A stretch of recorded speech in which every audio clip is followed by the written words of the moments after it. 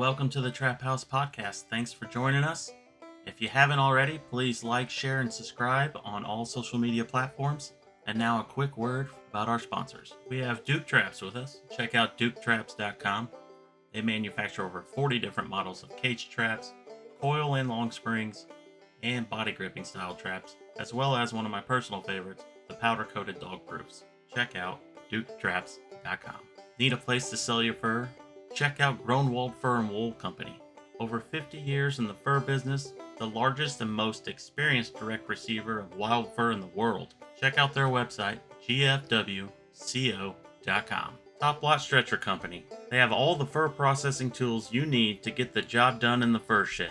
From push pins to wooden stretchers, they got you covered. Check out toplotstretcherco.com.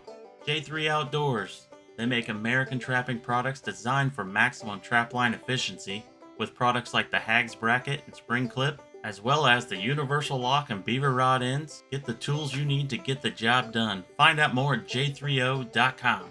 And there's only one true way to start out the day on the trapline, and that's with a hot cup of coffee from Trapline Coffee. They have great tasting blends to choose from, as well as chocolates. Head over to traplinecoffee.com for more. And we'd like to welcome the newest sponsor to the team, No BS Lures. Don't let the name fool you. There's more than just bait and lure. This company offers trapline tools and hardware, fur handling supplies, and the No BS traps. Check out nobslures.com. And last but not least, Hoosier Trapper Supply, home of the Top Dog Predator Bait, Jet Fuel Predator Lure. We offer a complete line of trapping baits and lures, deer scent, trapline tools and hardware, fur processing tools, and special package offers. Head over to HoosierTrapperSupply.com.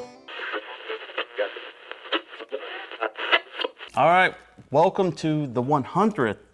I didn't tell you now. Oh, surprise. You're number 100. Everyone likes when Geriann, our Furbearer biologist, is on.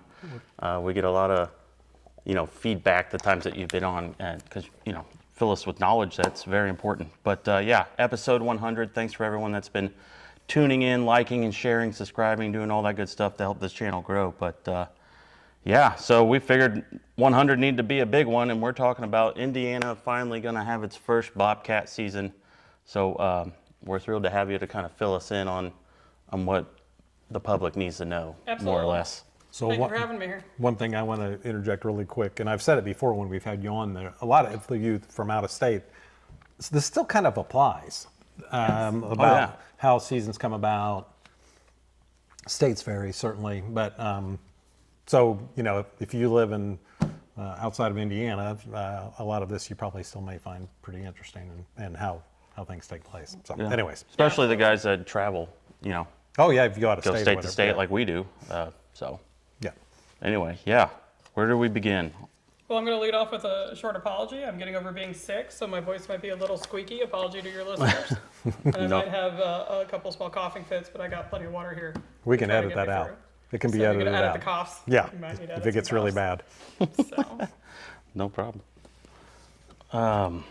So how'd this all get started? I mean, there's a long story here. oh boy, yeah. How did it all get started? So, obviously, let's start with the history of Bobcats, right?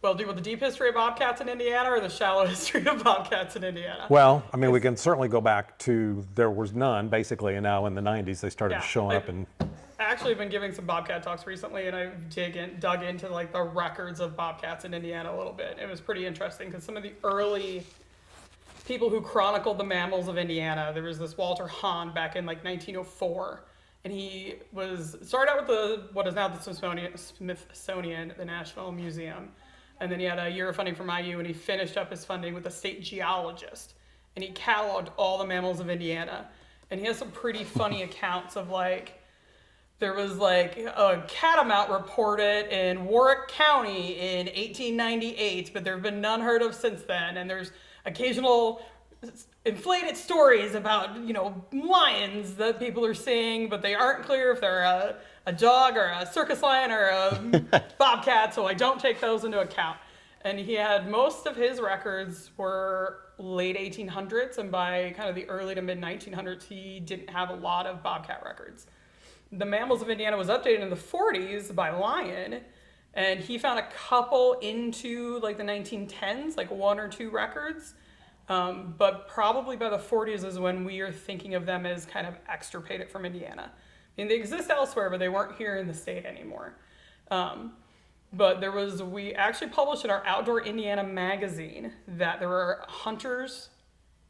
dog hunters in Martinsville who killed a bobcat in 1930s. I think it was like 1938.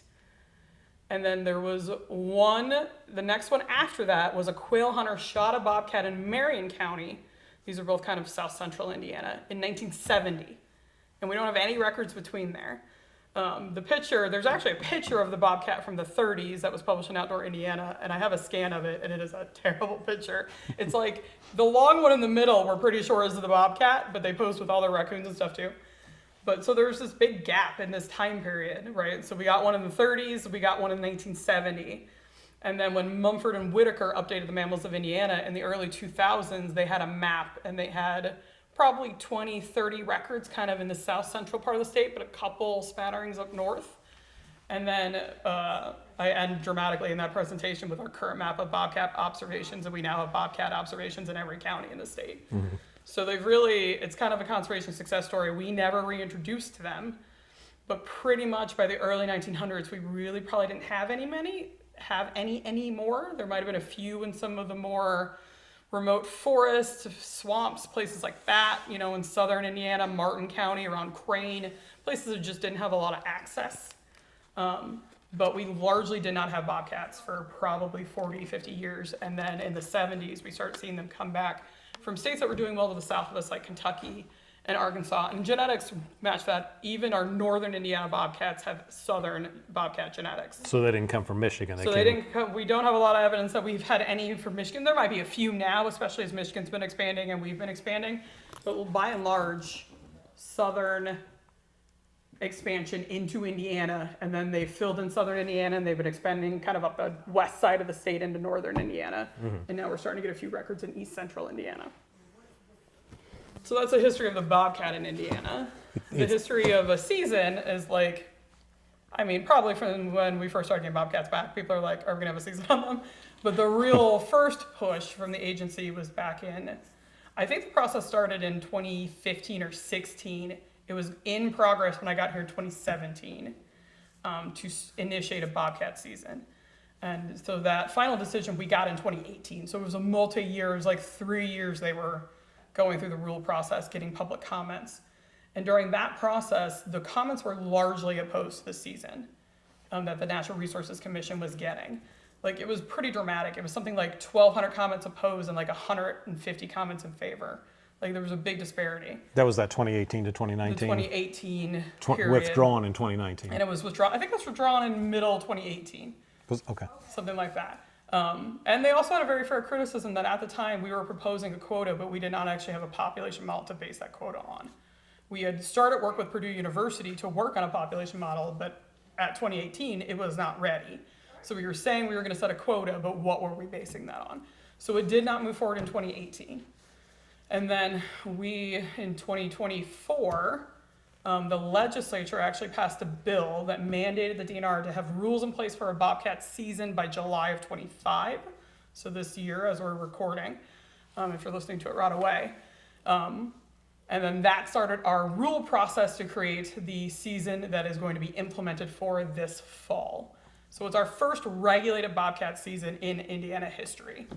So it's pretty... Yeah. It's pretty exciting. It's a long story. Bobcats have a long history. They're a good success story, though, because they've recovered really well, and now we feel we have sustainable populations to be able to harvest. So, yeah, it's exciting to be able to implement that, and we're trying to get everything in place. So all the administrative stuff and back-end things are ready. We got the license, went live in the system a month ago as of when we record this, and yeah, getting ready for the season to start. I know people are excited and they've already been buying licenses. So, yeah. And just to back up a little bit, I mean, clearly it's one of the things that we heard, during the, some of the public hearings was, that there hadn't been enough studies done, and this is just kind of spur of the moment. But this has been going on a long time. No, I've been thinking about bobcat season since the day I got here in 2017 to work for Indiana. Right, but I mean, initially they were being collared in Indiana in the mid '90s, mid to late 2000s, '90s. Yeah, in early 2000s. So this has been going on a long time. Yes, really. we've been doing work on bobcats. For fur-bearer species that we have in Indiana, bobcats are probably the animal we have the most information about. You know, we have long-term trend surveys in the form of our Archers Index, which is for volunteer bow hunters, tell us how long they hunt and fall, in what county, and then what they see while they're hunting, and that lets us get observations per 1,000 hours hunted that we can track through time. And you can see our bobcat records on that go from, we had half a bobcat per 1,000 hours hunted back in the 90s, and now we're usually between 4 and 5 bobcats seen per 1,000 hours. We have our population model, we have habitat use data from that collaring work, we have some diet stuff, like we have some public like human dimensions data as well, how people feel about the bobcat season getting started, and the support for creating a season, and trends from trappers on our trapper survey over time of how they feel bobcats have been doing. Like we have a lot of information on bobcats. Yeah. It's pretty interesting. And during the fur boom years, which would be the late '70s, through it was about a 10-year span there, 11 years or whatever. And I was buying fur at that time, and we dealt with a lot of people, and I only remember in all those years one person talking about bobcat being caught, and I want to say it was over in the Terre Haute area. Well, it was certainly the west side of the state, but and in a scenario where, say, there wasn't a CO here or whatever, people tell you all kinds of crazy stuff. Yeah. So, Oh, yeah. occasionally a coon hunter would say, well, I think we treat them because the whatever it was kept jumping out, which I guess bobcats are notorious for. Yeah, But in general, a lot of a tree than a raccoon is. yeah. I mean, in general, though, there was just no, and of course, there's more people in the field, more traps being set than any other time in recent history, that we just really didn't have them. Yeah, we didn't have a lot back then. Because, if it was like now, everybody would just be completely annoyed because they'd be turning them. I mean, the few guys are already annoyed that they've been turning them loose. Some of our southern coyote hunters are like, I gotta turn out so many. Yeah. So, but yeah, it's interesting. I think from the trend surveys we have, I think of our kind of bobcat boom in Indiana was like the 2010s. That's when I think we hit some sort of tipping point of having enough bobcats that they started expanding more quickly, which really wasn't that long ago. That's in the last 15 years. 10, 15 years, and now they're all over southern Indiana. They're not as common as coyotes, but we still consider them common. Right. And they're expanding in the west side of the state and up north, and they're doing really great. So, the long-term goals of this, obviously, is to have a sustainable season. Yep. And a sustainable bobcat population. Right. Yeah. But that's what I meant. Yeah. So, will hunting at some point fall into the scenario of that? Yeah, do we want to talk briefly kind of what our season's going to look like? Yeah, Because people listening may not realize if you're not in Indiana and you haven't been reading our hunting guide that just came out. So basically, the season that we have established is going to open November 8th. And it'll run to January 31st, or when we meet our season quota. Our season quota is based on our population model. It's 250 bobcats. There's a bag limit of 1. And we do have a special bobcat license that was created by the legislature that you have to buy in order to harvest a bobcat, as well as it's trapping only. So you also need whatever license authorizes you to set traps legally, and then you need your bobcat harvest license to trap a bobcat. But there is no hunting for this first season. I'm sure we will probably be adding hunting eventually. The timeline of that, we don't know. It depends on the data, and if someone decides to, like, the legislature could come back in a few years and be like, we want you to add hunting, and then we would implement that. But the season we're starting out with is trapping only. Was there an idea behind that, or a plan behind that, or was It's just to start it out more conservatively, right? Okay. Again, this is It's our first ever regulated bobcat season, so it is easier and better from a public acceptance to start slow and build. And like I've been likening a lot to like our fall turkey seasons. You know, our first fall turkey season was only 2 weeks, and even our first spring turkey season was in 2 counties for 5 days. Like most seasons, we don't come in hard and fast on, right? Right. You start small and you build, and now we have statewide spring turkey harvest. We've been having record turkey harvest the last couple of years, but our first spring turkey harvest was like 5 days, and our first fall harvest was archery only for like 2 weeks. And now we've expanded it. We've added some firearms hunting in the fall, but we did that slowly as we had confidence in more data and things like that to then add those things in. So, and we did also limit the traps that trappers can use to the ones that have gone through best management practices for trapping research for bobcats. So that is cage traps, cable devices like snares, and then foothold traps. So basically you can't set a body grip trap for a bobcat in Indiana. And if you catch one, you got a raccoon set out. Someone catches one, they just need to turn it into the CO. There's not a punishment for catching one unintentionally, and we will collect data from any of those that are turned in. But legal harvest, you can keep it, is our live restraint traps, basically. The footholds, the cable devices, and our cage traps that we know have gone through those humane trap research standards for bobcats. So not to get real specific, but I guess I kind of need, does it actually have to be a cable device, or are you just calling generally snares, legal snares? Legal snares for Indiana. Okay. Relaxing Which, lock. I mean, cable devices are Right. snares. And for Indiana, we have a requirement that if it's the circumference is more than like 15 inches, which is basically a raccoon size. So, Right, very small. And it's very small. Anything you're setting for a coyote or bobcat, you have to have a relaxing lock on. Right. So, Right. Okay. and those all have, in Indiana, a 24-hour trap check regulation on them. Yeah. All the devices that are allowed. So if they did catch, for instance, in a body grip trap by accident, like you said, they would have to turn that in. They will not, even if they had a bobcat permit, they still cannot keep that. Correct, yeah. You just Okay. have to turn that one in. So you feel like trapping it, there's definitely more control over the trapping than if you Yes. just open a hunting season. And it's a smaller group of people, right? Again, it's Right. like starting fall turkey with archery only. That is the more limited activity, less people participated in it, and it often has kind of lower success rates. So there's people out there trying to catch them, but they're not all going to be successful doing it. Right. And you know, we don't actually know how many fur hunters we have because it's just a general hunting license. Right. We think we have somewhere in the neighborhood of 25,000 fur hunters-ish, maybe. We're not sure. Trappers, we know we have 3,900 trapping licenses we sell, and about 3,100 of them are active. Right, so it's just a conservative way to bring in a season slowly, and then we look to build from there. So I think, correct me if I'm wrong, but I believe in Wisconsin when they had a wolf season a few years ago, it was hunting and trapping both.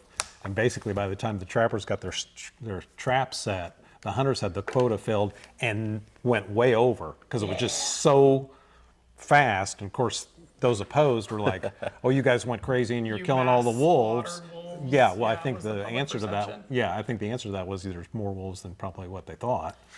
no, I think there is as many wolves as they thought. It's just people, because of the amount of opportunity and the number of people interested, there was so much short-term pressure. People were selecting for the highest success rate activity, which is hunting with dogs, because they allowed wolves to be hunted with dogs in Wisconsin. Right. Right out of the gate. So there were these dog hunters that were running raccoons and bears and things like that, and they know where all the wolf packs are. So first day, they can go put their dogs out where they know the wolf packs are and get people wolves, and it was closing within a day. Right. But they But went yeah, trappers significantly. didn't have time to even get steel in the ground, Right. basically, and the amount of time before dog hunters were filling up the quota.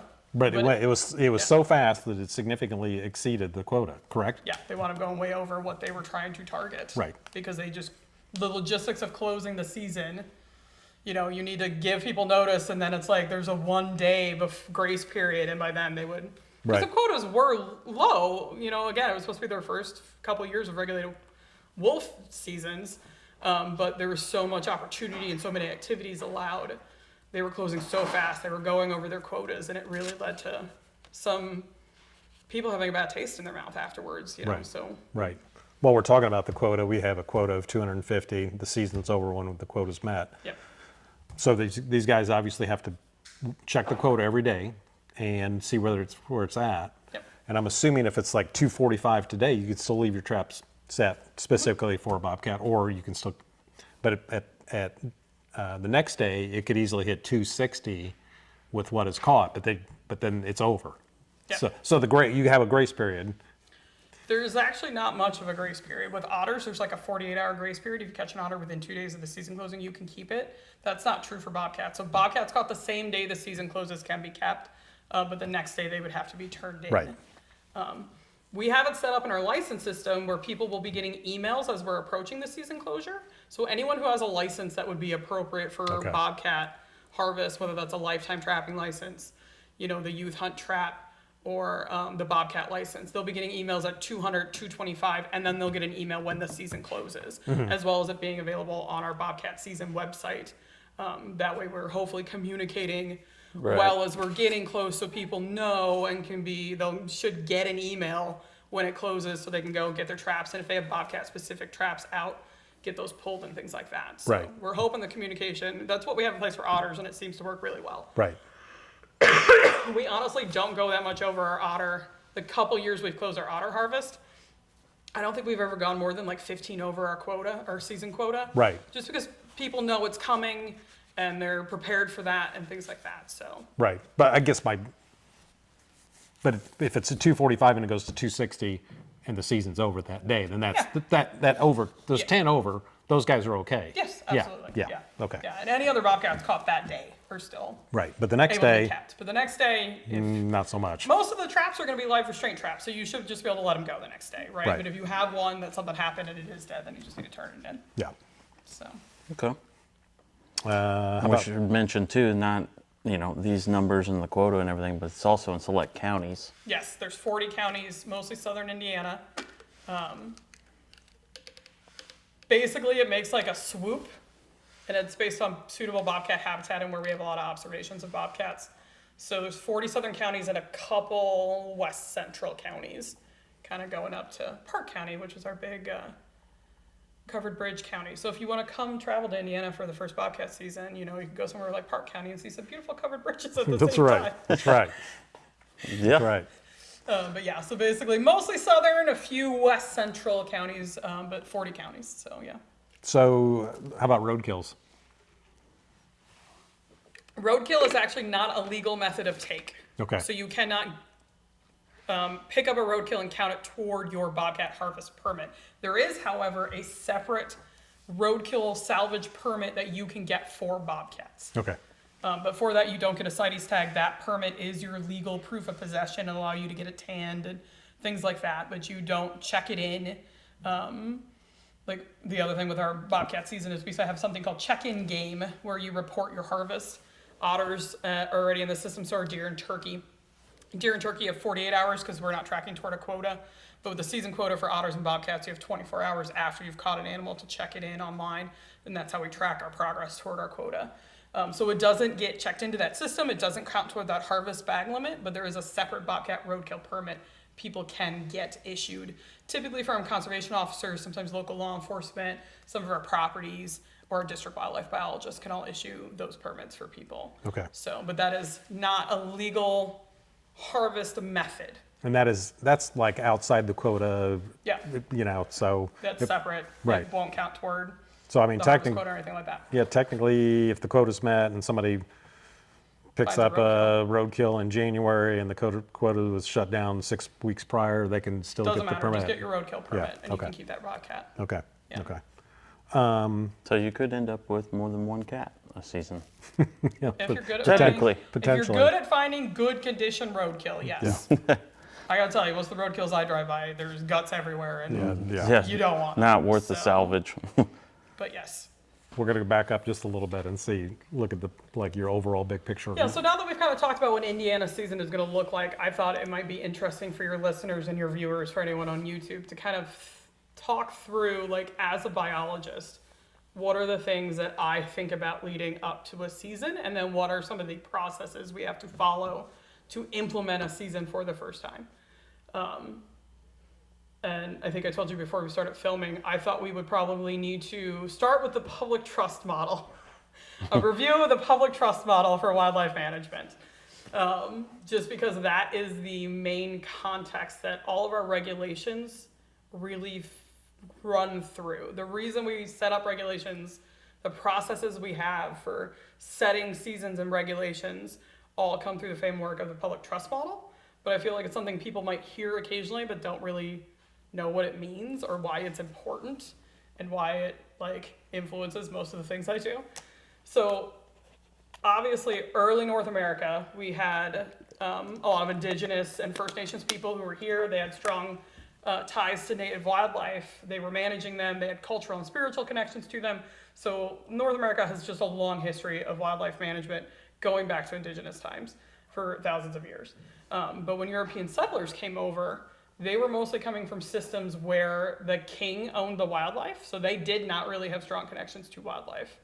And when they got to North America, they were like, there are so many resources here, because Europe had just depleted a lot of the resources hundreds of years earlier, like many generations before a lot of the early settlers. You know, they have Eurasian beaver, they have Eurasian otter, but a lot of those had long been depleted when settlers were coming over from Europe to North America. And they thought we just had an endless supply of timber and wildlife, and they had, you know, wood bison and all these elk in the East Coast and all these cool species. And the wildlife are a big reason a lot of our country got settled, right? Indiana got settled because of the fur trade, and it was the value of beaver. But it just felt like an unending resource that would never go away. But that wasn't true, obviously. Right. I think we all know the history of losing species. Like Indiana lost beaver, we lost otter, we lost deer, we lost turkey. The passenger pigeon and the Carolina parakeet went extinct completely. Like, it wasn't an unlimited resource. It's very much a sustainable and renewable resource, but with regulations and management. And obviously in early expansion from European settlers, there were no regulations. But they started seeing these resources go away, and they're like, we really need to start doing something. And they start putting some of the first regulations in place in the late 1800s and early 1900s around wildlife. And they started thinking more. And there was, Aldo Leopold and some of these early pioneers, Teddy Roosevelt and Gifford Pinchot, who are like, we probably need to be managing these resources. Right. They're like, well, we don't do the king thing, so we're not going to do the king owns the wildlife as our management system, right? So what's the alternative? And they actually set it up to where states manage wildlife in the public trust for all the people of that state, right? So under that model, there are three main groups. There are beneficiaries, which are all the people in the state that are benefiting from these resources. But there's still some expectations on those beneficiaries. They're supposed to be an engaged and informed citizenry. So they're supposed to be paying attention, kind of know what's going on, try to read up on issues as they come up. And they also can't foreclose options for the future. So if everybody today is like, we hate golden wing warblers, we want them to go extinct, it would be up to the trustees to be like, we're not gonna do that though, because future generations might really value golden wing warblers. Like, the cure for a cancer might be in the bones of a golden wing warbler, and we need to keep the species around because future generations value it for looking at it and value it for other benefits it might provide, right? So they can't foreclose options, but otherwise they are the main ones that are benefiting from these resources, and that is everyone in the state. It's not any one group or anything like that. It's everyone in the state. Then there's the trustees. They're the decision makers. Like, if you think about a financial trust, they're the ones who are issuing the financial trust. They're the ones issuing the money. For us, they're the ones issuing the regulations. So that is like our legislature and our Natural Resources Commission, which is tied to our executive branch. And then there's trust managers, which are people like me. I'm a biologist. I'm hired for my knowledge and my skills and things like that. I collect data and I can provide recommendations up to the trustees. But as our Ohio turkey biologist said so eloquently, I make recommendations, not regulations, right? So I am not setting any personally, because it's harder to hold, the beneficiaries can't hold me accountable. I am hired based upon qualifications. The trustees can hold me accountable. If they feel like I'm doing a bad job, they can be like, I'm sorry, you're fired, right? And the beneficiaries can hold the trustees accountable, because if they don't like the decisions they're making and feel like they're not in their best interest, they can elect new people, because those are jobs that are typically elected. They're legislators, right? They're the executive branch. So the governor, he's the one who appoints our Natural Resources Commission. So if they feel like they're not making decisions that are in the best interest of the beneficiaries, they can elect new people. So there's accountability at all these different levels. The trustees can be like, look, you're trying to foreclose an option. We're not going to let you do that to the beneficiaries. The beneficiaries can hold the trustees accountable through elections. The trustees hold me accountable to make sure I'm doing my job well. But I do not make any regulations myself in a vacuum. I collect data and I can make recommendations, but then those go up the chain and they think about, the trustees are thinking about the big picture and like what is in the best interests of the people of Indiana, which is part of why our Bobcat season didn't move forward the first time. They're like, we don't think right now is the right time and that this is in the best interests of the people of Indiana. So they didn't move the season forward. But the second time, you know, we had the legislature basically gave us a mandate to do it, but we also had a lot more data to back up the decisions and the recommendations that our Natural Resources Commission was comfortable with. So that's a little bit of a highlight for the public trust model. If you're in the United States, this is how all your states work. It's a little different outside the country if you're listening somewhere else, but it's probably an interesting insight about how we manage wildlife differently. I studied abroad in Germany, and it was really interesting to talk to them about like wild harvest and hunting and wildlife management over there versus over here, because it's a very different model. So we're kind of unique in that regard. But that kind of sets the foundation for like when we are thinking about as a biologist, when I am thinking about there's an opportunity for a new season we have never had before, what do I need to think about if I am putting together a recommendation for our trustees to consider on this? Right, and I made a little, I kind of brainstormed a little cheat sheet that I brought today of all the different things that I was thinking through, like what do we think is the best fit for Indiana for this season? So, and like one of the big things obviously is what data do we have? Like I said, in the 2018, we didn't have a population model up and running yet. We had some of the long-term trend data and things like that. But we worked with Purdue to get a lot more of our data analyzed and ready to go for this most recent iteration. And as I said earlier, I think we got a lot of good Bobcat data now. But there's always gaps, right? Our population model is not perfect and it shouldn't be stagnant. Like we're not going to use the same model forever. It's based upon collaring data from the 2000s, right? Bobcats have probably changed a little bit since then. We have more Bobcats, so there's more habitat that's filled up, and they probably have smaller home ranges now. And at some point in the next, hopefully, couple years, we can do some updated work to get updated Bobcat home range information and habitat use information to keep updating that model, which is kind of an interesting contrast because we have two different models for Bobcats and otters in Indiana. We have an age at harvest model for otters, and we have a habitat-based model for Bobcats. There's pros and cons to all kinds of population models, and there's a bunch of different types out there. The age at harvest model, we get updated data every year. So we are constantly updating that model with fresh data coming in. And that's why you collect the That's why we carcasses. collect carcasses in Indiana. It's mandatory turnover of vertebrate otter carcasses. From there, we get teeth, which we age, and we are constantly updating that population model. So we can hopefully respond more quickly as we're seeing, oh, they're just doing well. Maybe we can expand. We just opened our statewide for otter trapping last year because we thought our population was doing okay enough for that to be fine. Sure. Bobcats, it's a habitat-based model.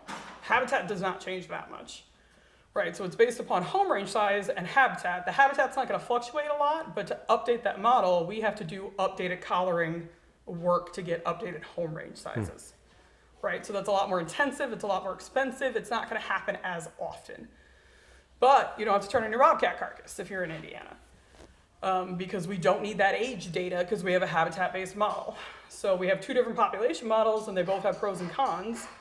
We know it's a very conservative model for Bobcats, but we want to keep updating that and keep that up to date. But we know nothing's perfect, honestly. Right.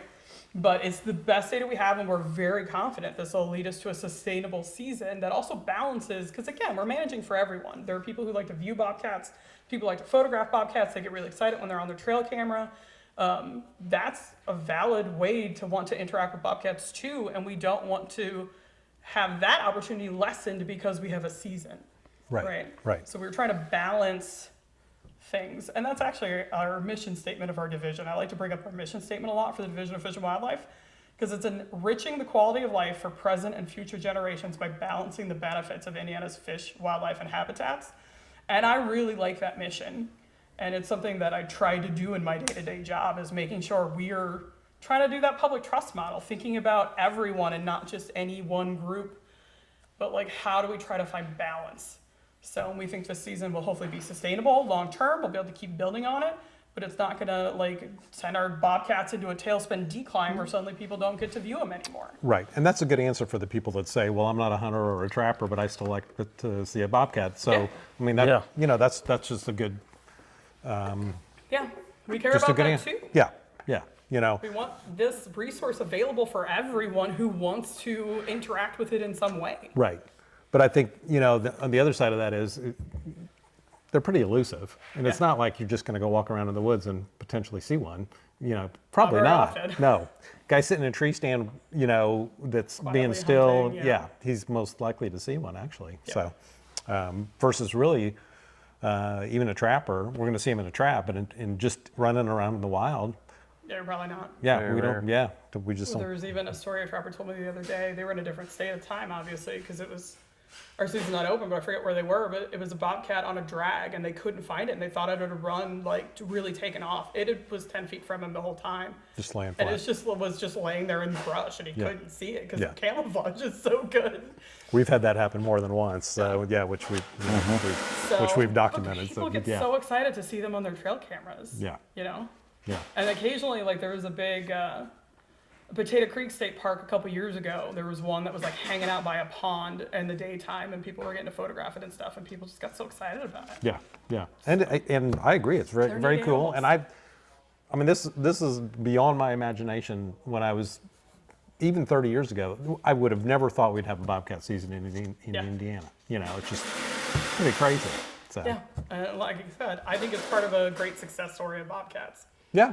Yeah. But people are like, well, why aren't we doing it like year round, no limits like coyote? And it's like, no, we're not Too much, there too yet. fast. So Too fast. what's the litter size on bobcats? So 2 1 to to 3. 3? Yeah.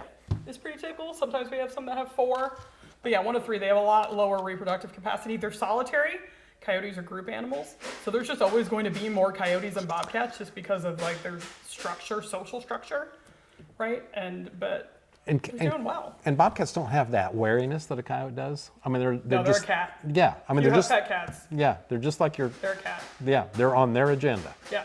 And that's probably the biggest challenge for trappers is that you just have to realize you're on their agenda. They're gonna walk by your set like Right. 6 times and just not care, and then suddenly they'll care. Yeah, then they'll just plow right in and you'll catch it. So it's not like he's smelling you or he's scared of whatever. No. It's just I think whatever a trapper mood probably he needs is to in. figure out a good set for a cardboard box for bobcats because I think it would really work well. Cats love a cardboard box. We haven't- You know what? That's pretty.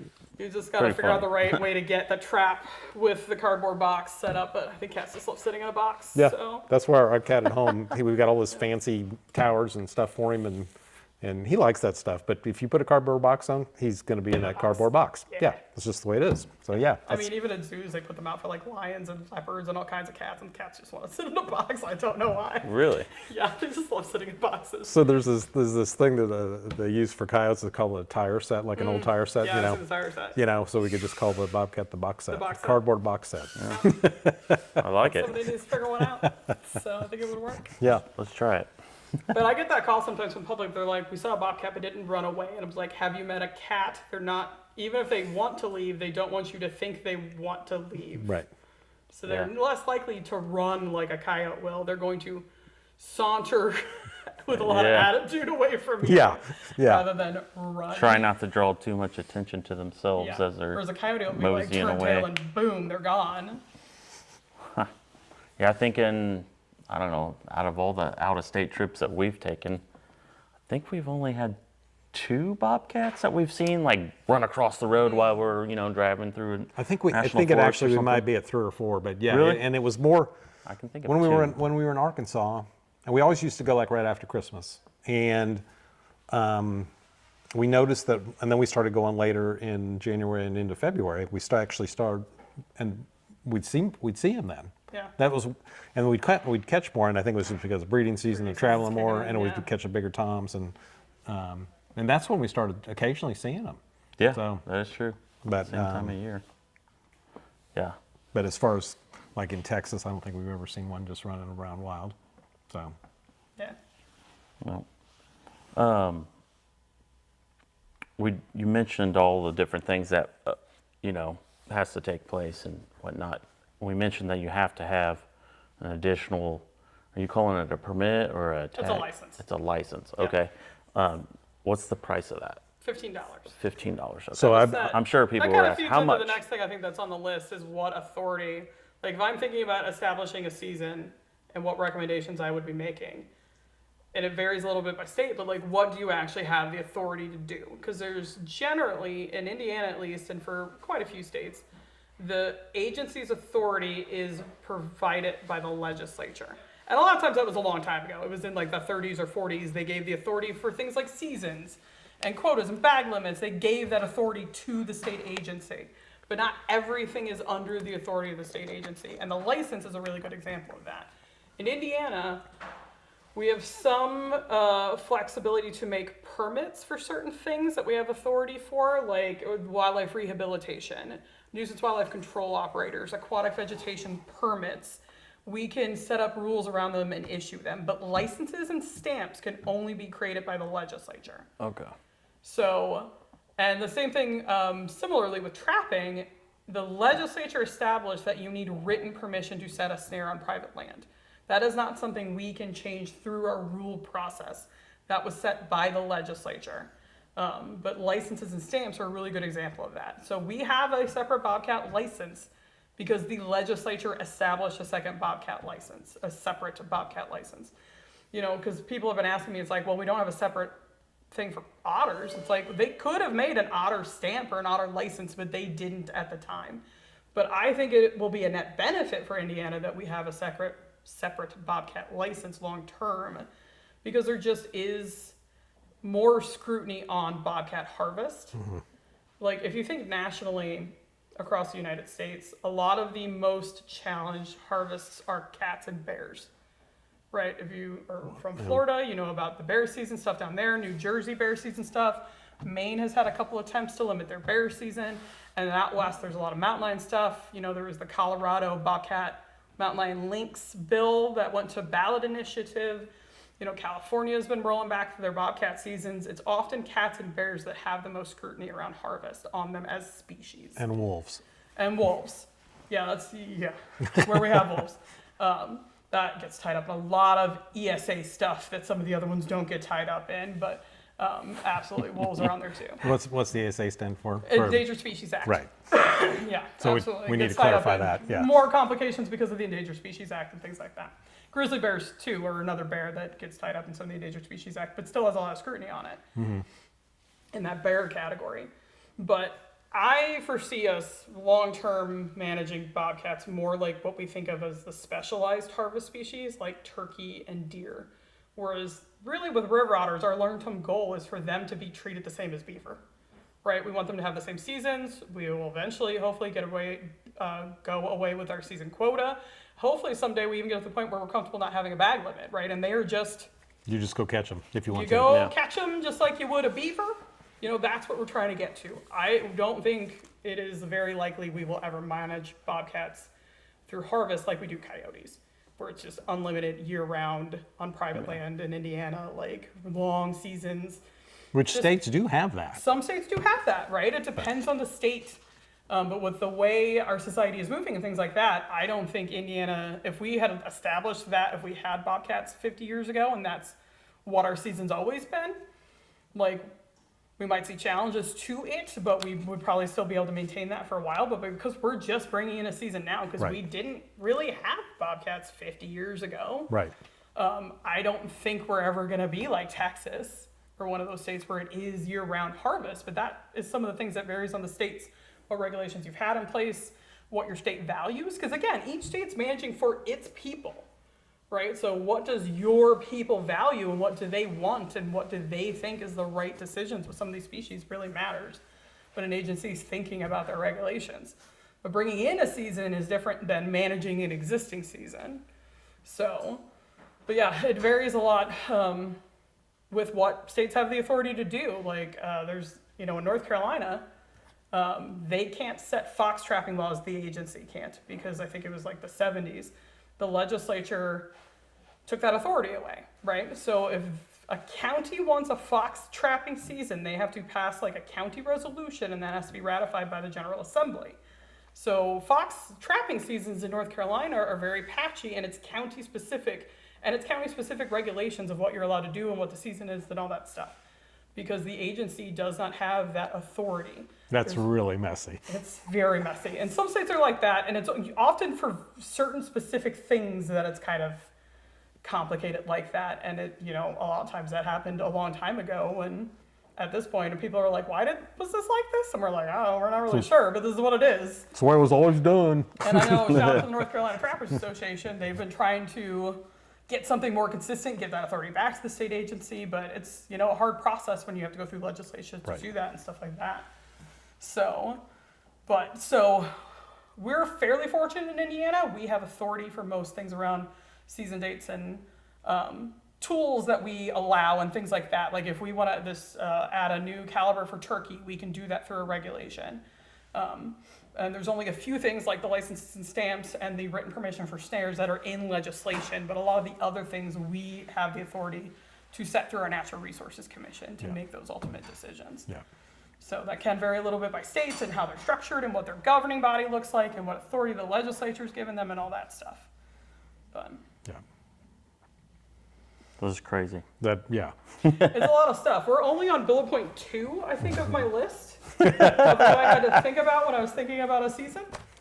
Oh yeah. Well, I think I've technically hit 3 because it's like, what are your long-term goals, right? Like I said, like with otters, personally, my long-term goal is to manage them like beaver. Yeah. Very similarly when it comes to harvest season. Bobcat, I am thinking them, because I also have turkeys in my program. I'm the Furbearer and Turkey program leader. I have been thinking about bobcats much more like turkey, as far as having their own regulations and seasons and tools and all that kind of stuff. Which is interesting for you too, as far as having that title. You're seeing how the bobcat interacts with the turkey, and you're having both that all in front of you. Yeah, it's very interesting. I've only had turkeys. I've been the Furbearer biologist the whole time I've been here. But I got turkeys about a year, and it's almost 2 years ago now. I think I'm approaching 2 years that I have turkeys added to my program. And people are like, what? Why? And I was like, there's some logic here. Because like, now I have turkeys and I have the things that eat turkeys, right? And some of their management is like, a lot of my species are forest edge species, and that's what turkeys are. Like, it's a lot of the same habitats and things like that. So there overlap. is some logic, but it seems because people are always like, bobcats are killing all the turkeys. I'm like, I manage turkeys too, and they're not though. Yeah. Yeah. The data That's probably the thing you hear the most, at least for me. Working here at Hoosier Trapper Supply, you know, we hear a lot. We've heard a lot of stuff, and some of it's legit, and a lot of it's like, there was a Bigfoot in my backyard, and it killed my turkey. Whatever, you hear it all. But I think I first recall people coming in here with pictures of bobcats. When do you think? I'd say like 2010, at least. and maybe a few before that. Yeah.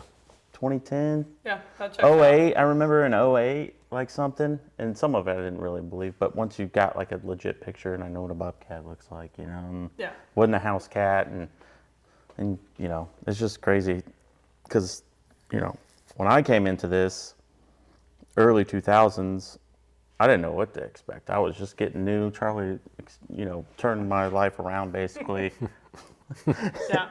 In several ways, but I was intrigued. A lot of new things. Intrigued by all this stuff, and to think when I first started hearing people come in here like, "We're gonna have a season. We're gonna have a season." And it's just like, I don't know. And here we are. One of the things that sticks in my mind on these guys having the trail cam pictures of bobcats, and they were just so wanting it to be a mountain lion. Yeah, we get that still. Yeah, and it's like, it's still cool to have a bobcat. You're not getting it, you know. So. Because maybe the tail wouldn't be in the photo, and they just see the head, and or they think one of the legs is the tail. That happens a lot if the bobcat's like they're like, that's the tail, and I'm like, it's not though, that's the back leg. You see that little nub with the black bit on it? That's the tail, and it's like this long. And mountain lions don't really have those tufts on the side of their face, and I mean, you know, so we still get that quite a bit. So bobcats getting accused of being mountain lions. Yeah, so a lot of the things that I was thinking about are some of the stuff we've talked about, what we wound up implementing, right? Of like, do you start out with trapping and hunting or trapping only? We chose trapping only just to be more conservative, bring it in more slowly. But then tools and equipment, right? Like, There are not limits on firearms for fur bearers, really, but there are for things like deer. And for turkey, you can only use certain firearms. So, like, if you're bringing in a season, and if we were bringing in a hunting season, or when we eventually bring in a hunting season, we'll have to think that through. Like, I suspect we would not have limits on firearms for bobcats because we'd probably just keep it consistent with what people use for other fur bearers, but it's something you still need to think about. Like, are there any pros and cons? Is there anything you wouldn't, for either safety, like human safety reasons or ethical considerations, not want people to use to harvest a bobcat? And for us, when we were talking about trap types, we thought a lot about the best management practice for trapping, and we talked a lot about like body grip traps, yes or no, and things like that. And we opted for no, and that doesn't mean we won't someday, but for starting out, we focused on those trap types that we know have been tested for that humaneness and efficiency and selectivity. And then we talked about the roadkill stuff and licenses versus permits. There could have maybe been a scenario where we didn't have a separate license, but we created some sort of special permit that might have not even had a cost to it, but just so we can, the benefit of having separate licenses or separate permits for a species that you're bringing in new to harvest is it gives you a better idea of how many people are pursuing that animal. Right. Like, I have zero idea how many coyote hunters we actually have. I have a pretty good guess on coyote trappers from our trapper survey, but it's just a general hunting license. So I have a 25,000 plus or minus 5,000 to 8,000 hunters, but I do not actually know. By having a separate license or a permit that you issue, you have a much better feel for how many people are pursuing that species. And it also gives you the opportunity to survey them, to ask them, like, were you satisfied with your season? Like, what do you think the barriers were to you getting out and catching a bobcat? Like, we can ask them direct questions that's really hard to ask a lot of our other fur bear hunters because we just don't know who they are. Mm-hmm. So that's another benefit of having those kind of separate either permits or licenses. The legislature created a license for us, but some states have permits. Like Illinois, when they brought on their bobcat season, you enter a lottery and they issue permits. So they know who they're giving the permits to. And it's kind of a different way to limit your harvest, right? It's more limiting, kind of limiting the opportunity rather than limiting like the season and the bag limit like we are, mm-hmm. right? So you get your bobcat permit and you can take a bobcat. And they know based upon success rates about how many bobcats, based upon the permits they're issuing, that they're likely to see harvested. We're having broader opportunity, but we have the quotas and the bag limits to try to limit our harvest. So there's risk and rewards with both ways. Like if you're issuing permits, people can get dissatisfied that they're not drawing a permit. Like when I worked in Wisconsin several years ago now, people were having to wait 10 years for a bobcat permit and they were very salty about it, right? And it also increased demand. There was really interesting economic things happening with supply and demand dynamics with bobcat permits. And people were switching away from trapping to the higher success rate opportunity, which again was hunting with dogs. And that just decreased permits because the success rates were going up and it made them longer wait times and things like that. But we run the risk of not having a permit system that if we close very quickly, again, there could be that public perception, like with the wolf season in Wisconsin, where we, from a non-harvester perspective, like mass killed a bunch of animals in a short amount of time. So there are kind of pros and cons for all those different choices of whether you have like a permit drawing versus having other like season quotas and things like that instead. But you have to think through, like, what do we think is going to work best for us? And if we're finding out it's not working well, like trying to shift. Like it could be if we get 3 years in and we're closing really fast and it's leading to negative public perception, that we shift, try to do something different. Like maybe try a permit system and things like that, because we want to make sure that we keep public support for a season. Like we know from our human interventions data, survey data, that the general public of Indiana was neutral toward having a season, but we don't want to then slide those people into negative toward a season because they think we're killing too many too fast. I see that more as a positive than as a negative. That depends on who you are and how you feel about bobcats, right? Yeah, but I guess because if you're like, my logic is if they killed them if the season closed in 10 days, because we met the quota, it means that there's a really good healthy bobcat population, particularly if it goes 2 or 3 years like that. Not necessarily, because it depends on the effort people are expending to harvest the bobcats, right? But So if people are working really hard to catch their bobcat, no matter how many bobcats are out there, harvest quickly doesn't necessarily mean populations are stronger than we thought. It could just mean people are trying really hard to catch every bobcat they can. So fast harvest doesn't necessarily equate to stronger bobcat populations. But again, that's why having that separate license will be nice, because we can actually hopefully survey people and understand what their effort is. Like how many traps did they have set for how many days before they caught a bobcat? Or how many traps did they have set for how long and they never caught a bobcat? So we can keep track of that effort through time. Because if people are spending, it's like, I think the example I often use is if you catch 1,000 muskrats with 100 trap nights, which is one trap set for one night, and then 5 years later, you're catching 1,000 muskrats, but it's taking you 1,000 trap nights. That actually might mean you're catching the same number of muskrats, but you're having to work a lot harder to do it, which actually could mean that your muskrat population's not doing as well. Right. So really, the effort information is more important than time to harvest for giving hints at how the population might be doing. But I think that is kind of a misperception of like, well, you know, they closed the wolf season in one day in Wisconsin. That means there's way more wolves than they thought. It's like, no, there's probably exactly how many, they had a range, right? They knew a minimum population and they think it's plus or minus this many. It's probably where it was. It's just people were working really hard at the highest success rate activity to get those wolves as quickly as possible before the season closed. So that was about effort, not about the population of the wolves. Yeah. So, and it could be the same thing with our bobcats. It'll be really interesting to track that through time of like, how much effort are people expending?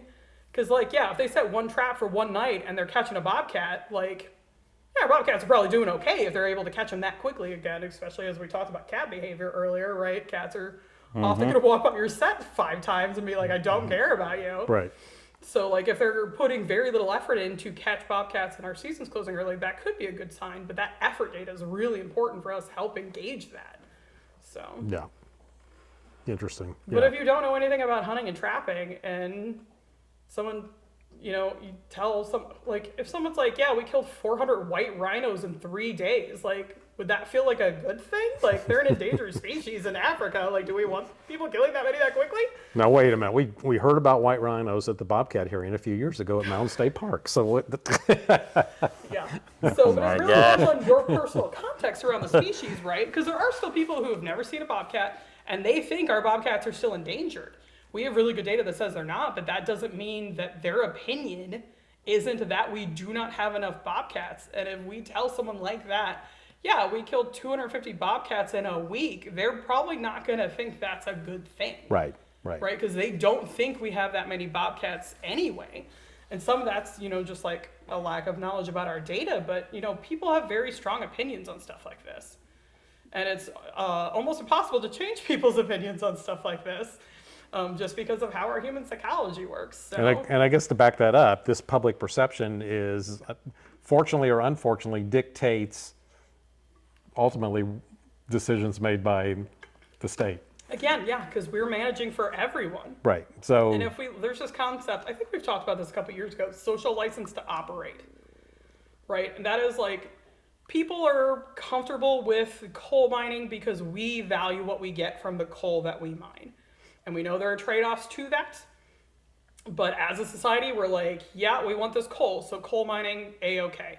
But there are activities where we lose social license. And I think an example of that was, it was probably 10 years ago now, but their documentary came out called Blackfish. And it was about orcas in captivity. Yeah. And it really shifted public opinion on places like SeaWorld having orcas specifically in captivity. And we lost really the social license to have orcas in captivity from that kind of effort. So there's this thing where like we want to make sure we are keeping our social license. People are generally supportive of hunting and regulated trapping, right? We have like 74% support in Indiana for regulated trapping, something very high like that, maybe 72. But it was a very strong number, right? But we want to keep that support and that social license, because if we have something happen that makes us lose that social license, that just means, you know, the end of some of these activities that we value and we want to have as opportunities and we want to have as management tools as an agency. So it's kind of a balancing act because, again, we're managing for everyone in Indiana. Right. So. Right. Interesting. Yeah. Yeah. I never really looked at it like that.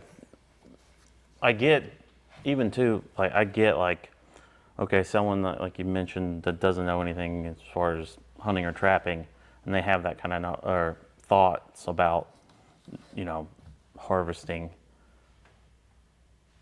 That you would have to take in the consideration of them, even if their knowledge of the particular thing is very low and maybe even inaccurate on thinking that endangered, or shouldn't it all just be like based on what's science, You would kind of, yeah. Yeah, and part of public trust is using good governance principles, which is, sound science backing of decision making and having fair and transparent processes.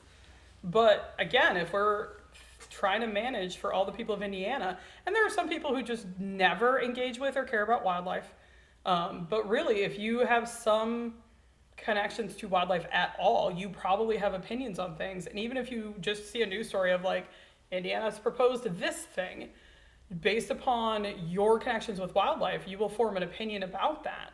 And then we have all these transparent processes like our public hearings and things like that, where you can share that so we can understand how people value these different species and how they feel about these decisions we're making. So our trustees, again, like our Natural Resources Commission, can make sure they're making decisions that they feel are in the best interest of the people of Indiana and how they value our wildlife and how they feel about some of these decisions. Yeah. I feel like nobody told me when I was going to be a biologist that like 75% of my job is human psychology. They told me how to count animals. They didn't tell me how to get into the minds of people. Yeah.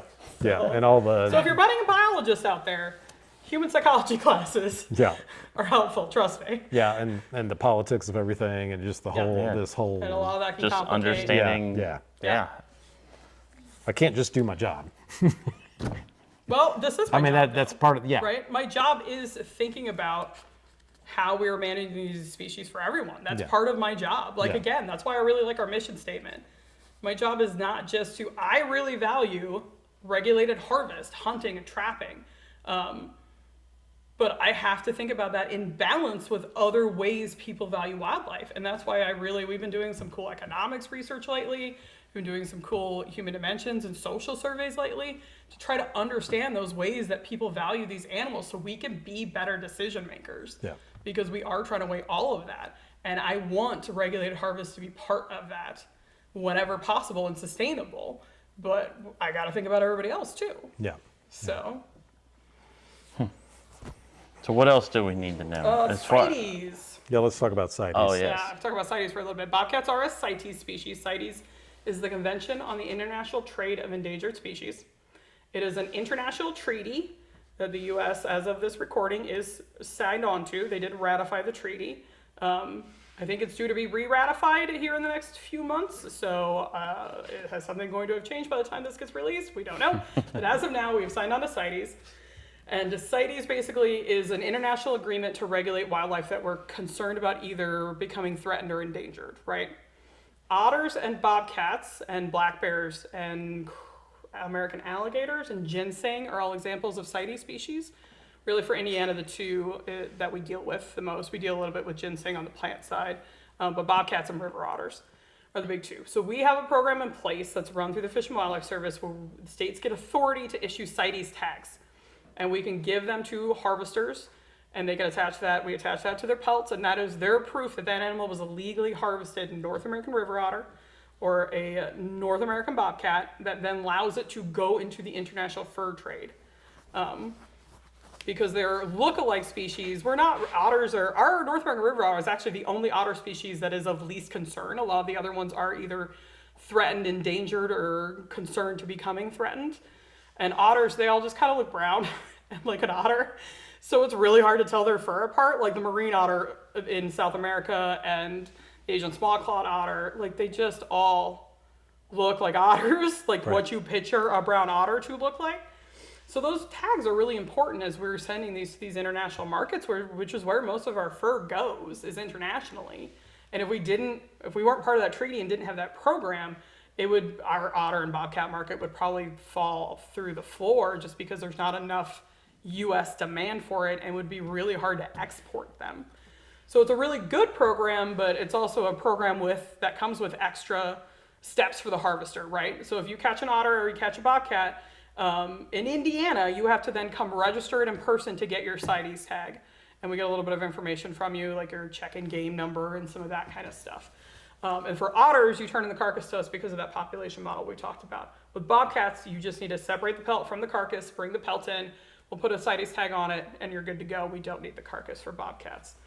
But that is kind of unique to those two species. Like, we don't have to worry about CITES for beaver or anything like that, because they're not on that list of lookalike species. The bobcats on the appendix 2, like otter, are, because again, they're least concerned. Bobcats are doing really well across North America, and they're expanding, as we've seen in Indiana and Illinois, Ohio. A lot of us have seen increasing bobcat populations in the Midwest, where we had lost them. But they look similar to Iberian lynx and some of these European lynx species that are either critically endangered or threatened. So that CITES tag is important for people to show this is a bobcat that we are not worried about when it goes to that international market. Right, right, So, right. and states vary a lot on how they implement CITES, right? Some states will just, you can call and they'll mail you tags. Indiana has taken a little more control over our CITES tags. We want to see the harvester in person to attach their CITES tag to make sure we're doing all the documentation we feel comfortable with to meet the Fish and Wildlife Service's obligations and stuff like that. But CITES varies a lot by state and how they feel about the program and things like that. So it might vary in your state, but in every state in the United States, you need to get some sort of tag if you're harvesting an otter or a bobcat. And there's some states that have state tags for other species. Like in Wisconsin, they have tags for fisher, right? Because they want additional information on fisher. They're kind of a limited harvest species and other permit species up there. So some states have extra animals that they have state tags for, but bobcats and otters are the main two furbearers that have that CITES tag program that's kind of more, it's international, honestly. Right, but we're implementing it through our Fish and Wildlife Service, so. Right, and it is in every state, in all the states that we've trapped bobcats in, we've, before you leave the state, you gotta have that CITES tag in place, or, particularly when you're out of state and doing that, so. Yeah. So what kind of time frame are we talking about as far as, like, I catch a bobcat, I have to come get it tagged in person?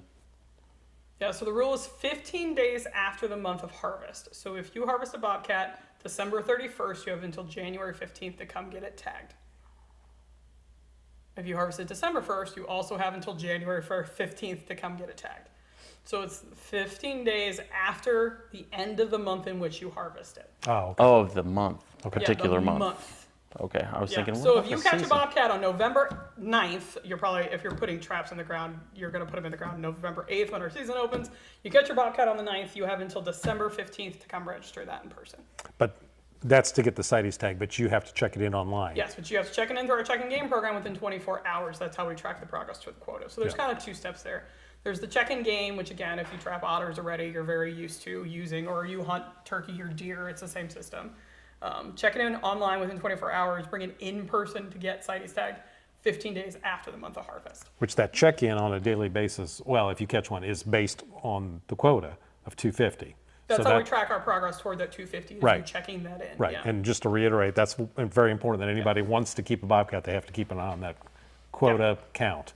So, Okay. So at minimum, say I catch one last day of that month, I'll have at least 2 months to get, or 2 weeks to get it skinned and tagged. Brought to one of our Furbearer registration stations. Okay. To get it skinned. And if you're taking it to a taxidermist, which does happen, if you know you want to get it taxidermied, it is good to talk to your taxidermist up front of like, hey, I'm going to try to drop a bobcat. I want to bring it to you. But I'm going to have to get it tagged. But taxidermists usually like to skin. You're a taxidermist, you like to skin it yourself so you can meet the specifications to fit the form, right? But if you just talk to your taxidermist in advance, be like, hey, I'm going to need it skinned out within 2 weeks, but then it can be in your freezer until you have time to get to it, and just let that taxidermist get it skinned out the way they like, get it in to get it tagged, and bring it back to them. That's usually what we recommend if you're thinking about getting your bobcat for this first season taxidermied. yeah. So one thing that we do on trips in particular, to save time, we'll skin out just like a portion of the face so a tag can fit in through the eyelid and out the mouth, and you can seal it. Is that allowed Should be without okay. bringing in the whole skin? That should be okay for bobcats. For otters, because we keep the carcass, you have to yes. have it fully separated on otters. For bobcats, as long as they get that CITES tag in, because you're not turning in the carcass, that should be fine for bobcats. Okay, So, that's good to know. Yep. That'll help me too while I'm here. When people bring in stuff to mount or tan or whatever, I'm like, no, we can actually get that. We can do that right now. yeah, we can get that tag in a little easier. So, Yeah. Cool. and then some of the other things we're thinking about when we're thinking about a season is like, we have a quota and bag limit system, but there's some, if we had set structures up certain ways, what if we don't meet our season quota? Do we want a special late season that allows additional harvest opportunities? I don't foresee that being a problem for bobcats where we're not going to meet the quota, but some point down the line, as we see that quota come up, like that could be potential. Like, do we want a special, like, say we have hunting? This happens with deer, right? You have your firearm season, but then there's like a late muzzleloader season. Like, is that something we would want someday for bobcats where like, okay, here's our season quota. If we don't meet it, then we're going to have a special like 1 week bonus season where you could try again kind of thing. Yeah. Obviously, we are not implementing that, but it's something that I thought about of like, depending on how we wind up structuring this, do we want opportunities for additional harvest if we don't meet the season quota? Right. It's something we could do. States sometimes do that. Again, with deer, we have, handgun seasons and late muzzleloader seasons and things like that. That could be something that we could implement for a season at some point in the future. And it's something like I had to think through. Yeah, because I mean, a lot of that number will probably be depicted on weather. Yeah. If you have Absolutely. a complete washout rain month, a lot of guys will just wait till that stuff's over before they go set their traps and things like that. Or early freeze up.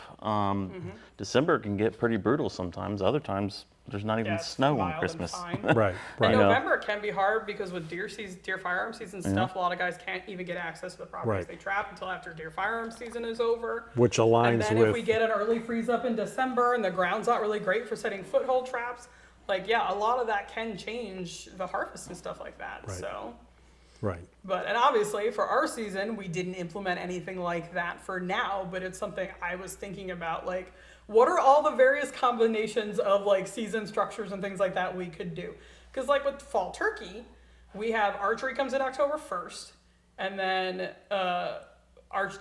turkey fall firearms comes in like 2 weeks later, and it lasts for like 17 days or 12, I forget how long, but it runs for, basically you can harvest turkeys for the first like 3 weeks of October, and only half of that you can harvest with firearms. So like we could theoretically do something like that, when we bring in bobcat hunting. We could have a month-long archery season, but a 2-week-long firearm season within that month of hunting, right? Like we have options to put those in depending on what we think is going to give opportunity, but still also make sure we're not going to over harvest and things like that. So it's all things we have to, I was thinking about, again, I've been thinking about this season for 8 years now, probably, various combinations.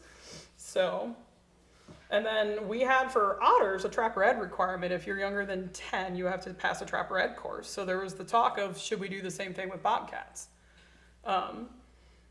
We landed on no, because I think the big concern with otters was the idea of setting like 330s in water and the safety of that with younger kids, which wasn't the same concern with land trapping for bobcats. So we wound up not implementing for bobcats, but it's something we were thinking through. Like, should we mirror otters with our Trapper Ed requirement, or do we feel like that concern was kind of otter specific and we don't have the same concern with bobcats? Yeah. And then there was questions about live retention, right? In Indiana, if you catch a coyote, a fox, or a raccoon during the open season, you can keep it live for urine collection, right? You have to meet a lot of requirements to make sure it's humane: housing, lighting, diet, size of the containment, all that kind of stuff. There's a lot of restrictions around it, but you can do that. Did we want bobcats on that list? We chose not to put bobcats on that list. So if you do catch your one bobcat with your bobcat permit, you cannot keep it live for urine at this time. At all. At all. Okay. So you have to either let it go or make it part of your bag when you catch it. You can't keep it live. But we've talked about that. Like, is that a path we want to go down? Do we want to let people? And now with such a conservative limited season, we didn't think it made sense to do that. But at some point, you know, if we are raising our quota and raising our bag limit and not things down the road, that could be something we think about allowing again, like we do with coyotes and foxes and stuff like that. But for now, it's not. And then considerations for selling, like, yeah, and then when we're thinking about considerations for selling, in Indiana, we allow all parts and pieces of fur bearers to be sold. States vary on some of that, though. There's some states where you can sell the fur, but not the skull or the glands, or you need a permit to sell the skull. I think when I worked in North Carolina and Virginia, you couldn't sell any other part of the fur bearer except the fur. Like, they couldn't legally sell skulls and all this kind of stuff. They were working on changing that, but that was true. And I think in North Carolina, you could sell the skulls, but you needed a permit, because I remember some of our permits people there was a artist who would basically like bejewel coyote skulls and sell them on like Etsy, and they had to get a permit for every bejeweled coyote skull they made to sell on Etsy. So that could vary a lot by states. In Indiana, we are generally you can sell all parts and pieces, and so we maintain that for bobcats, but we wanted to think through, is there any reason we shouldn't maintain that for bobcats? Is there any reason that it would make sense to limit what parts of a bobcat you could sell? It didn't make sense for us to deviate from what we already allow, so we didn't, but it's something we had to think through. Right. And for different states, there are different considerations, because there's different laws in place for some of those things. You know, in some places you might be able to sell the skull but not the glands, or you can't sell the fur but you can't sell the meat. So it can vary a lot across the states what's allowed there.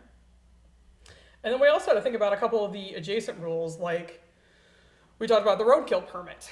Right? So we had to consciously think about whether we wanted to add bobcats to the roadkill salvage permit. Right now, that permit encompasses things like deer and turkey. Deer are probably what it's used for the most. If you hit a deer with your car, right, you can get a permit to keep the deer meat. It's used sometimes for turkeys and stuff too. There's a few other species on there, like I think geese or something like that's on there as well. We did add otter to that permit when we opened our otter season. And so we felt it made sense to also add bobcat to be consistent and give people that opportunity, if they find a good quality roadkill, to be able to utilize that animal rather than it just, rotting on the side of the road. But we had to think through, is there any reason we wouldn't want people to pick up the roadkill? And we had to talk about that question of, is roadkill a part of a legal bag limit, right? Because there's some states, I think Illinois, with your bobcat permit, you could pick up a roadkill bobcat and use your bobcat permit on that roadkill bobcat. And that's something we might consider eventually. Like, that could be your bobcat that you can count toward your bag limit. But out of the gate, we decided to stick to the more traditional trapping harvest methods and not put roadkill in the mix. But it's something we had to think through, and something that we could change down the line. It could be at some point roadkill will count for your bobcat permit. Mm-hmm. Right now, it's that separate license. And then actually things like breeding and possession permits. So there's something in Indiana called a game breeder's license. Right. When bobcat was not a game species, they could not fall under the game breeder's license. Now that they are a game species, because we're going to have an open harvest season, we had to decide whether we wanted to require a permit if you were going to breed bobcats in Indiana. Basically some of that. You can't legally take a bobcat out of the wild to breed it or have it in captivity. That's true for all of our wildlife. But if you buy a bobcat from someone else, or you buy a couple bobcats and you want to breed them, there are ways that you can do that. But now that they're a game species, we could add them to that game breeder's permit, basically. So now you will need to get a permit in order to do that. And that, again, I think we have like one person who does that. It's not a high number in Indiana, but now it's just a way to make sure we are tracking how often that's happening more easily, because we have this permit now that you have to get. But just thinking through things like that, which is like, I don't know, if you're just like a licensed trapper, you're not thinking about our game breeder's license, right? But we had to think through, like, what is every adjacent rule? Like, is there any wildlife control operator rules we need to think about changing because we have a bobcat season? Is there game breeder permits we need to think about? Roadkill permits we need to think about? So I think we actually changed like 3 different sections of rule when we initiate the bobcat season. The roadkill section, salvage tag, the game breeder, and then the actual Bobcat rule that specified the details of the season. So it's a lot of stuff. It is a lot of stuff, but I'm glad you guys got through it. But we're here now, and on November 8th of this year, we'll have our first season, and hopefully it goes well. Yeah. So we will see. Yep. I think it will. So like the only downside's weather. I mean, at this point. So yeah. But we'll see what happens. It'll be interesting. yeah, it's exciting. So the licenses, the Bobcat license is on sale. It went on sale like a month ago. So people can go buy that now if they want to get ahead of things. Again, a reminder, you need the Bobcat permit and a license that allows you to trap legally. So if you have a lifetime trapping license, that substitutes for your Bobcat permit. We sold lifetime trapping licenses a couple decades ago. We don't actively now. But if you have that lifetime trapping license, that substitutes for your Bobcat permit, so you don't need to buy the Bobcat permit. But if you just buy an annual trapping license, you'll need your annual trapping and your annual resident Bobcat. And then the other kind of interesting thing with the licenses is if you have a youth who wants to trap a Bobcat, the youth license is a youth hunt trap combo if you're a resident. Because of that, your youth will need to pass Hunter Ed in order to buy that license before the Bobcat season. For hunting, there's apprentice licenses you can get to not need Hunter Ed to still get a license, but the apprentice licenses do not apply to Bobcat trapping because those apprentice licenses are typically hunting licenses and we're not allowing Bobcat hunting. So if you've got an Indiana youth, a resident youth who wants to trap Bobcats this year, just make sure they get their Hunter Ed in before the season opens so they can get their youth hunt trap license and go trap that Bobcat. So if you were 16 or 17, you're still considered a youth until you're 18. 18, yep. What if they just bought an adult trapping license? I'm guessing they could probably do that. It's just more money, right? Right. The adult trapping's like 20, the youth is 7. Right. So if they're willing to pay the extra fees, I'm guessing you could get around it. But Interesting. that hasn't come up yet. Yeah. And I probably need to check with our licensing people to be sure, but I think the license You heard it on system- here. Call and check the one barrier before. to that might be that our license system only shows you the licenses it thinks you qualify for. So if you were registered as a youth in the system, they will probably only show you youth licenses. That would be the only. So that would be the hard part, is I don't know if there's a way to get around the license system only giving you youth licenses as an option. Yeah. So, but I don't know that legally there would be I don't think there's a rule that says you can't buy a more expensive license if you want to. I think the problem would just be the system's not set up to show you those other licenses. So Yeah. you probably just physically can't. Can you So- buy in person anymore these days? Yeah, you can. So what if you? They still go through the computer though. But it still goes through the same license system. It's just Walmart logging into it instead of you logging into Okay. it. Or, Dick's Sporting Goods or whatever mom and pop place you go to buy your license. It's logging into the same system. So they will pull up your customer account to sell you the license. And again, if you're a youth, it's probably only going to give them the youth license options. Okay. So, The only other scenario I was curious about thinking about, say somebody that's not an outdoorsman whatsoever and they have chickens and it's more of a nuisance deal they're trying to get rid of. What are they legally allowed to do? Yeah, so Do there they is- have to get a license? they do not have to. If it's happening during the season, they could buy their Bobcat license and try to trap it, and then they could keep it. Or they could let a trapper have access to their property if it's during the open season still. But we have a whole separate process.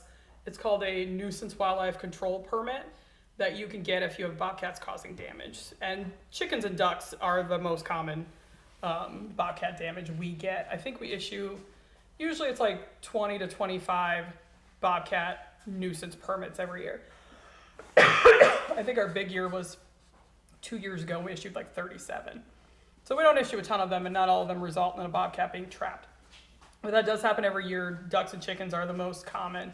But you can get that any time of year. You just have to apply for the permit online, send it in, and usually within a week or so they've issued the permit, and the rules around like the methods you can use and all that kind of stuff and what you do with it after you caught it are specified on the permit you get. Okay. So we treat nuisance, like a bobcat conflicts, differently than, the regulated season. Gotcha. So, but if someone's having a problem and it is early November, it might be worth letting a trapper come out on your property. But you can, any time of year, if you have a bobcat that's been killing your chickens, get a permit to deal with that. Yeah. Okay. Yeah. Well, I just went to school. It's a lot of information. I don't know how Yeah. long we've been recording. Yeah. Oh, this is great. This is But perfect. I thought your listeners would appreciate kind of I don't know, it's a little bit of a peek behind the curtain, right? It varies a little bit by states, and it varies even more if you're international. But the public trust model is universal across the United States. Right. And a lot of these thought processes that I talked through are what any state that's opening a season would think through. And they might have additional things depending on their regulations, what their authority is, and all that stuff. But a lot of the same thoughts. Like Illinois was thinking through these same things when they opened their season a few years ago. If Ohio eventually opens a bobcat season, they'll be thinking through a lot of these same things to try to figure out what's best for their state and how do they want to bring in a season to regulate. So. So what else you guys working on? So much stuff. We got a couple research projects going on. We're wrapping up some economics research. We're doing some really cool like feeding stuff right now to try to understand what people spend on money to feed wildlife and to resolve issues around feeding wildlife. So like how much do people spend to remove raccoons that are getting into their bird feeders kind of thing? And then how much are they spending to feed birds? And we did some really cool how people value wildlife for viewing and how people value wildlife around their homes. And actually from that bobcats, I think our average viewing value for bobcats was like $37. So we know people really value getting to see them when they're out recreating at like parks and stuff like that. But we got some really cool data from that. That project's wrapping up early next year. And the big goal of that project is to try to give us a bunch of pieces of information and try to build a model that'll help us understand if we make a decision, a regulation decision, if we're gonna extend the raccoon season, how will that affect all the people who value raccoons and in what ways, right? So if you're paying a lot of money to solve raccoon issues at your bird feeders, how will that affect them if we lengthen the season? If you really enjoy viewing raccoons when you go to like state parks, how does that impact your value, like the way you value seeing raccoons? So we're hoping that gives us, again, better management information. And then we actually started a phase 2 of our gray fox that's kind of focused on health and diseases. If you're in Indiana, you probably at some point may see a call for us looking for carcasses of a lot of our medium-sized carnivores. So we'll be looking for mink and raccoon because the number one cause of death from our raccoon study we were on earlier this year. Right. If you didn't listen, you can go back and listen. We did a whole episode on what we learned from the Gray Fox Research Project. Distemper was a big part of that. So we're trying to dig into that a little more. So we're starting to get carcasses in and starting to build that up. That's a 4-year project that we're just started this year to try to better understand some of the health stuff. And then I've been working with Purdue University to work with some students, some undergrad students who want kind of research experience, but that are small capstone projects. So not like big grad student projects, but they're undergrads who kind of want to do a student poster, get a little bit of research experience, but that it's at a manageable level for them as an undergrad. And we got 3 students right now that I've been working at. One actually just graduated, but she was actually looking at if we have suitable habitat for fisher in Indiana. We think we had fisher historically. Back in the 1800s, we haven't had fisher in a long time. But if we ever were not actively reintroducing fisher, and we're not pursuing it right now, but if we ever wanted to, one of the first questions we need answered is, do we actually have any habitat a fisher could live in? So she did this habitat analysis. Cecilia Parton is her name. And we do have some fisher habitat. The last analysis that she was wrapping up, we realized at the end of the semester we were probably a little too conservative in how we calculated it, so she's rerunning it this summer. It's basically trying to figure out, like, we have some suitable habitat, but is there any patches big enough to sustain an actual population, right? Because if you have like 100 acres here and 100 acres here and 100 acres up here, that's not going to be a fisher population, right? Because there's just not enough space, even if there's little pockets. So do we have any big patches of habitat we think would be suitable for fisher that could sustain 20, 30 female fisher in them? That could be, if we ever decide to go down that road, be places where we think it most likely fisher could actually do well, and we could establish and have some connections and actually have a population of fisher. And there were some pretty good looking areas kind of around Brown and Monroe County, our Morgan Monroe State Forest, Yellowwood State Forest, that we think have potential. But she's wrapping up that analysis, and then she's hoping to get it published. That we just kind of have that, should we ever want to go down that road in the future, of another cool reintroduction. Like, we reintroduced otters, but like, is that a future one we could consider? Maybe, but we need to make sure that there be a place for them to be. I know you're very invested in the Fisher reintroduction. I think. So we talk about that quite a bit. I think potentially it's very exciting. So yeah. And then we have another student who we had, as part of our first phase of the gray fox, we had someone kind of model where we would expect to have gray foxes based upon where the public has seen gray foxes. And there's another student who's going to be spending this fall putting some cameras out at some of the sites that the model said we should have gray foxes, to see if we can actually find gray foxes at any of them, especially in some of our kind of central Indiana habitat that's probably a little more marginal, and we don't get a lot of reports from that area. So she's going to be putting out cameras to see if we can pick up any gray foxes in some of these areas that modeling suggests we could have gray foxes, but do we actually have gray foxes? And then there's another student who's going to took our otter harvest data, our daily data by county, and he's pulling in weather variables like we talked about, because weather can really impact harvest, and try to see if there's any patterns that would help us kind of better predict when we might be getting close to otter season closure.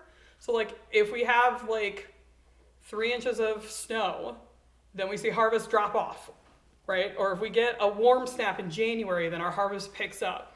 And see if there's any obvious trends there. Like, it's a huge, he pulled in so much climate data. It's like a massive data set. But he's going to be spending this fall trying to run and just see if he can pick up any patterns that would kind of help us better understand kind of what predicts when we see little jumps up in otter harvest that could help us kind of better communicate of like, it's gonna get warm in January, so we're probably gonna see a jump up in otters, so keep an eye on that quota kind of thing. So it's pretty cool stuff, and I've been glad that I've been able to kind of work out this relationship with Purdue University to kind of have those students get them research experience, but for small things that we were interested in doing anyway, and we just don't have the capacity. But this is kind of a win-win, because they get course credit for it, we get some analysis done for us, and it's a really great system. And then we contributed some muskrats to a multi-state muskrat health project. They're wrapping that up this year, so we should have some info on that next year. There was like 20 states involved in this project, so it's pretty cool, like big scale. Are we seeing any trends in diseases or contaminants or things like that with muskrats? I think we contributed like 20 muskrats to that. But they're wrapping that up. They had some preliminary data a few months ago, and nothing was jumping out at that point, but they had quite a few of their samples to get through still. So it'll be interesting. That'll just give us some good baseline health data on muskrats, because muskrats are another species that we think they've declined over the years, but we don't really know why, and they're kind of one that's kind of on everybody's radar to maybe dig into a little more in the future at some point. And this should just give us some good baseline. Like, if we're gonna do muskrat research, we would want to make sure to look at this thing, because it was popping up as a potential issue on this kind of baseline study data. So yeah, lots of cool stuff happening. There's probably others. Oh, we're also wrapping up some work. We call it an ecosystem services project, but we had collected scat for a different project for coyotes and bobcats, and researchers at Ohio University and working with Purdue University are using updated kind of genetics techniques. It's called meta-barcoding, to identify the diet items in those scats that we collected from coyotes and bobcats. So we should get some good updated diet information, and then we're hoping to kind of use it to see like, what are the services that these animals provide to the ecosystem by like eating mice and voles which can be crop pests, and mice which can spread diseases like Lyme disease. Like, what are kind of the benefits of what they're eating, and what are the negatives of what they're eating when they eat things like livestock or deer, turkey that people really value. So they kind of want to look at those trade-offs once they get this updated diet information done. So it should be good. We'll get some updated diet information. I will probably have more information to be like, actually, bobcats don't eat that many turkeys. I hate to break it to you. Because we had one study in the 2000s, and they didn't eat a single turkey. And I think bobcats eat turkeys if they can catch them. I think they're just not good at catching them, because turkeys are too skittish. But yeah, we should have some good updated diet information here, probably in the next, I think that one goes through June of next year. I think it's turkeys are too skittish, and there's easier alternatives.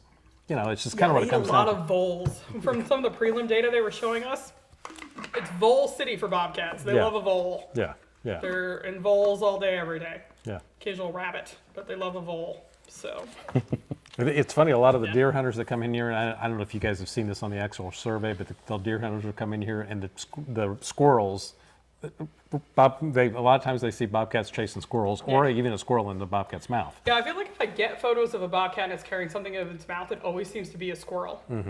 Weirdly, but Yeah. and they definitely are eating squirrels in some of the prelim diet stuff. But like, I guess just 'cause the vole, they just like swallow it, so no one sees one carrying one around, but they're eating a lot of Yeah, them. you wouldn't, yeah. But yeah, it is funny. I do get quite a few of if it's a bobcat holding something dead, it is usually a squirrel. Yeah. Often a gray squirrel. So they love squirrels. Oh, So- cool. But yeah, lots of stuff happening.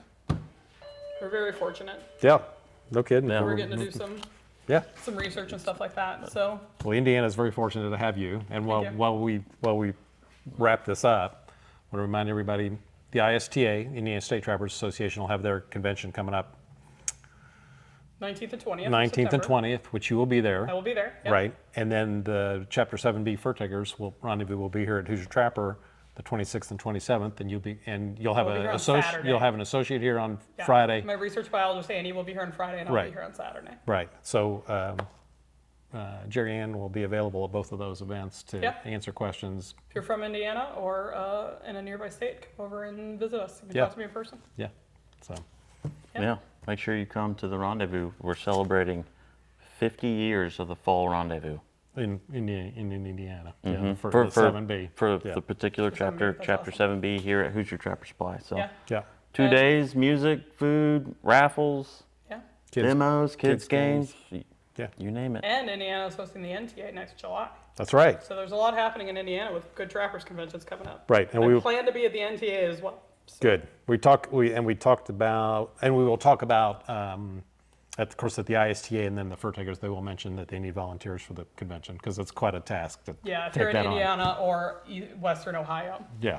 it's a big lift. But I think they got a really nice venue. We were at it the other Oh, it's day. awesome. It's That's a really good venue. Yeah. Yeah. So in Richmond, Indiana, which is where it's being held, is like really opened their arms to, they really wanted this event. So, and it's a lovely fairgrounds. So Really nice it'll be a fairgrounds. good, Yeah. I think it'll be a good NTA. So, Yeah. so lots of reasons to come visit Indiana over the next year. That's right. That's right. Yeah. Outside of the race. Yeah, outside of the Indy 500. Yeah, All right. We appreciate it. yeah thanks for having me back. Thanks for coming on. Hope you enjoyed the 100th episode. Share, like, subscribe, do all that good stuff. Help us out. And tune in to Hoosier Trapper Outdoors next Friday. And that's it.